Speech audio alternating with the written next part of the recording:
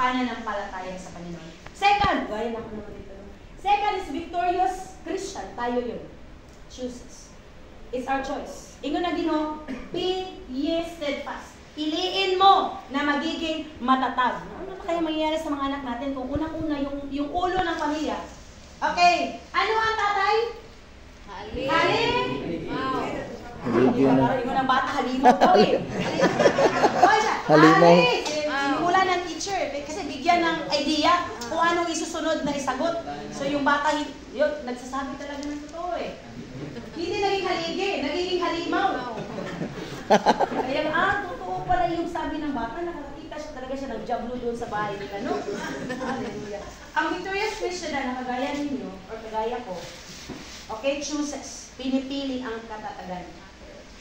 You choose strength over weakness. Ngunit sa panahon ng bagyo, ng buhay, mas madaling tumalikod. Amen? Madaling manghina. Madaling hindi lumalaban. Kung ano pa yung maganda, yun yung mahirap gawin. Kaya nga, kailangan natin ang lakas ng Diyos. Katatagan ng Diyos. Right. Amen. Mas madaling i-blame yung iba sa kasalanan mo. Di ba, no? Hindi ka i-blame yan. Mas maganda kung panindigan mo. Magpakatatag ka kapatid. Otherwise, gusto mong magpunta ng Batangas, iba yung masasakyan mo. Iba ang pupuntahan mo. O di ba, no? Parang si Jonah. Gusto mo, ayaw mo ng impyerno. Pre, asan ka gusto? Diba? Gaano man ka kadautan. Kasama yung isang tao, ayaw talaga yung pipili ng impyerno.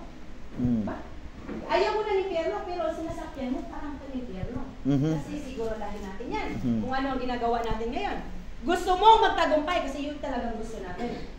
Ngunit gumagawa ka ng mga bagay na nalalayo sa tagumpay. Amen? Doon ang tagumpay, pre.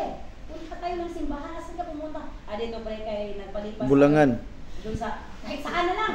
No, parang aaliwin ang mga sarili. Kung gusto nyo aliwin ang sarili, gusto kayong magsaya kasi layo kayo sa pamilya, you worship the Lord.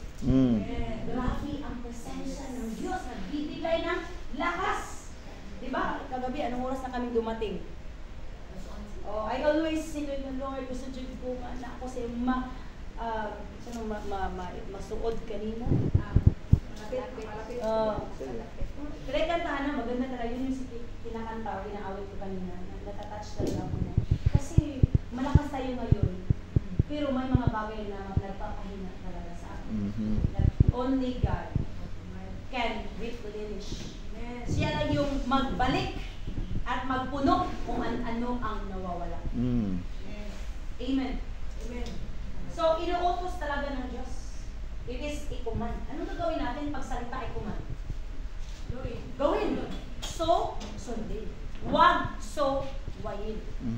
Tingnan nyo yung sumusuway ng Diyos doon sa California. Oh, tumatawa pa sila. Kaya nga, inong ko sa mga estudyante, pag mag-mention tayo ng Diyos o kahit anong salita ng Diyos o talaga, kung ayaw nyo maniwala, Just quiet. Have fear in the Lord.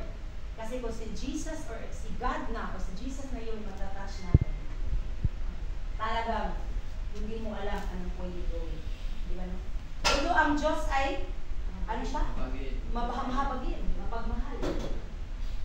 Pero, is a holy God or nagpaparusa niya.